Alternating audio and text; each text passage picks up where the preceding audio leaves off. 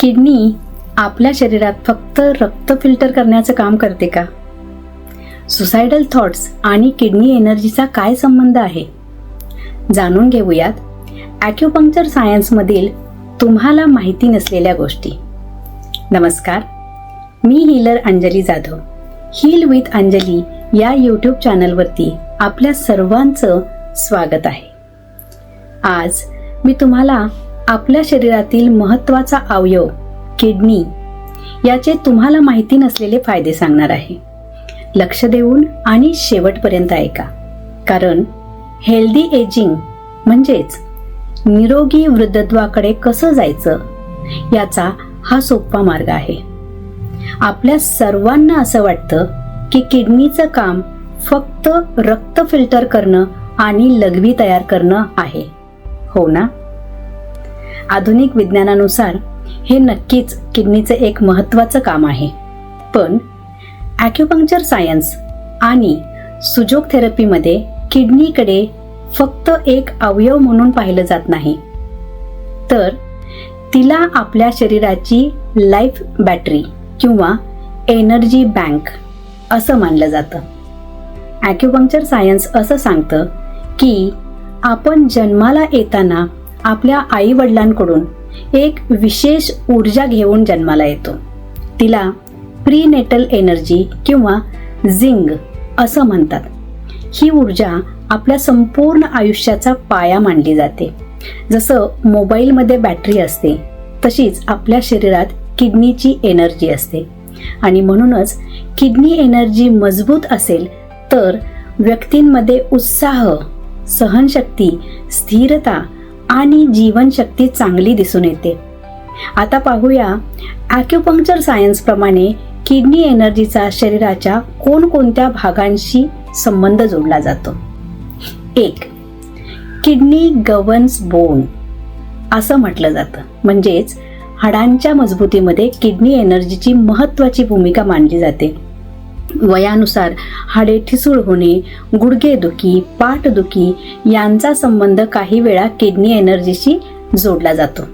2. दातांना हाडांचा विस्तार मानलं जातं. म्हणूनच वारंवार दात कमकुवत होणे, दातांची झीज होणे यामागे किडनी एनर्जी कमी असण्याचा विचार केला जातो.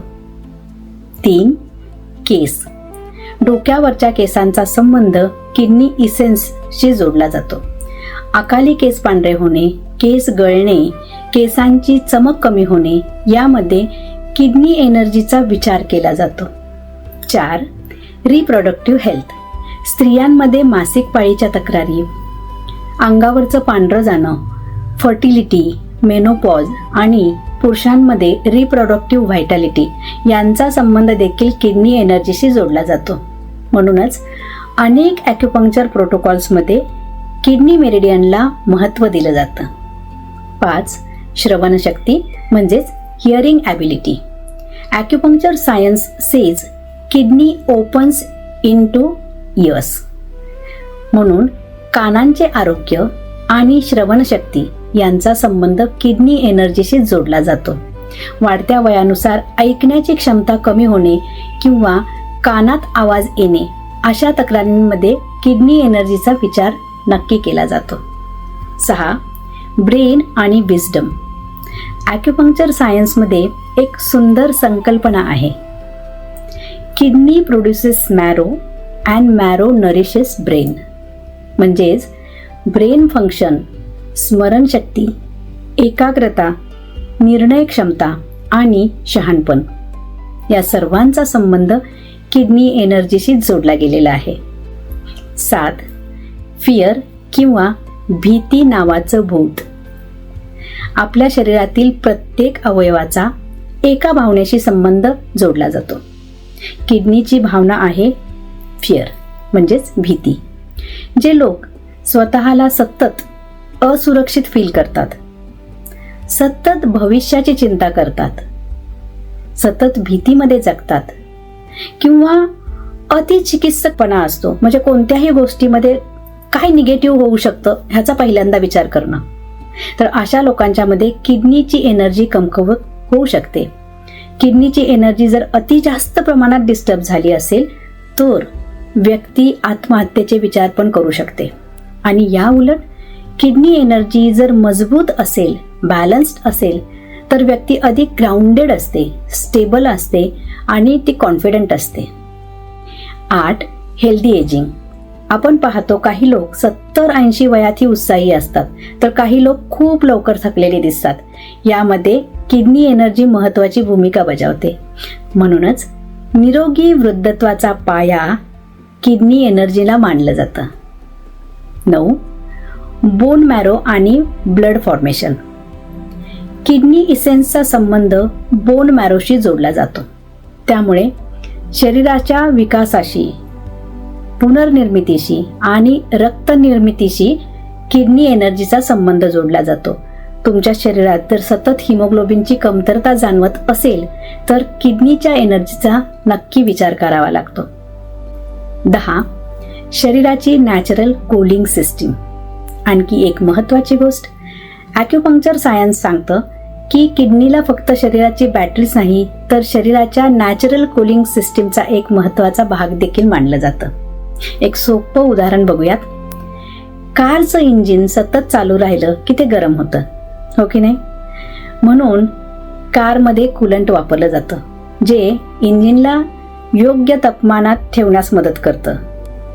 कारच्या इंजिनला थंड, शांत ठेवण्यास मदत करतं.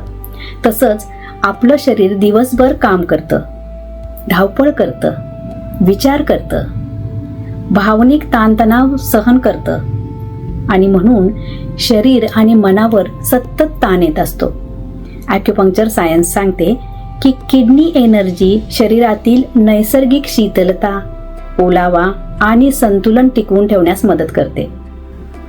जेव्हा हे संतुलन कमी होतं तेव्हा काही लोकांना रात्री झोप न लागणे, वारंवार जाग येणे, तळहात किंवा तळपाय गरम झालेत असं वाटणे, मेनोपॉजमधील हॉट फ्लॅशेसचा त्रास किंवा रात्रीच्या वेळेला घसा किंवा तोंड वारंवार कोरडं पडणं, सतत असं बेचैन झाल्यासारखं वाटणं, चिडचिड झाल्यासारखं वाटणं, अशी लक्षणं जाणवू शकतात.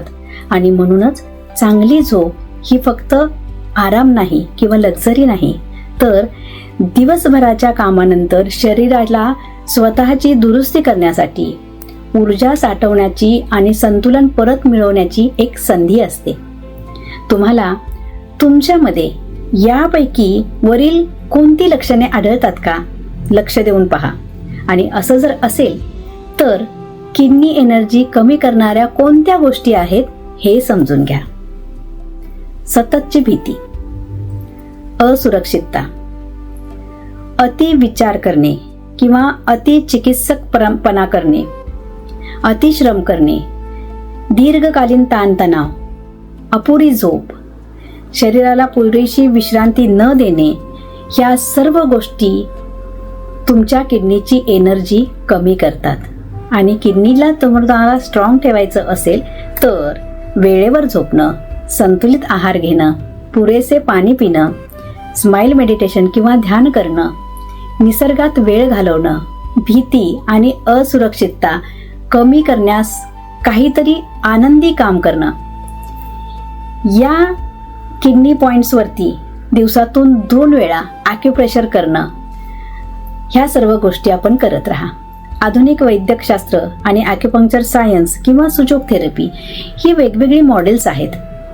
आधुनिक विज्ञान किडनीची रचना आणि कार्य समजावून सांगते, तर ॲक्युपंक्चर सायन्स किंवा सुजोग थेरपी तुमच्या भावना आणि शरीरातील एनर्जी पॅटर्न्स समजून घेण्याचा प्रयत्न करतात. आणि म्हणूनच किडनीची काळजी म्हणजे फक्त पाणी पिणं नाही, तर चांगली झोप, संतुलित आहार, मनःशांती, भावनिक संतुलन आणि सकारात्मक जीवनशैली यांचीही काळजी घेणं आहे. कारण मजबूत किडनी एनर्जी म्हणजे फक्त निरोगी किडनी नाही, तर जीवनशक्ती, स्थिरता आणि निरोगी वृद्धत्वाचा पाया आहे. तुम्हाला ही माहिती आवडली असेल तर तुमचे विचार कमेंट बॉक्समध्ये जरूर लिहा. चॅनलला सबस्क्राईब करा, लाईक करा आणि शेअर करा. आणि नेहमी लक्षात ठेवा, healing begins with a smile. So keep smiling and stay healthy. Thank you.